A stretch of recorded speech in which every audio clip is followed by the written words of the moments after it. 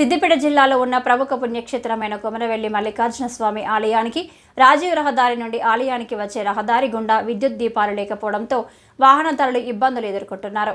రాష్ట్రంలోనే 5వ పుణ్యక్షేత్రంగా వెలుగొందుతూ ఏటా 18 కోట్ల ఆదాయం సమకూరుతున్న ఆలయానికి పలు జిల్లాల నుండి కాకుండా పక్క రాష్ట్రాల నుండి భక్తులు అధిక సంఖ్యలో తరలివస్తారు.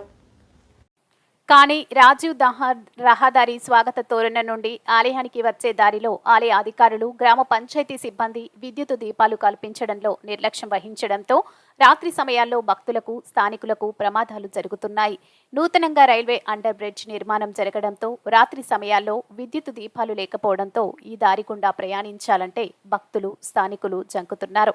ఇప్పటికైనా ఆలయ అధికారులు, గ్రామ పంచాయతీ అధికారులు స్పందించి విద్యుత్ దీపాలు ఏర్పాటు చేయాలని కోరుతున్నారు.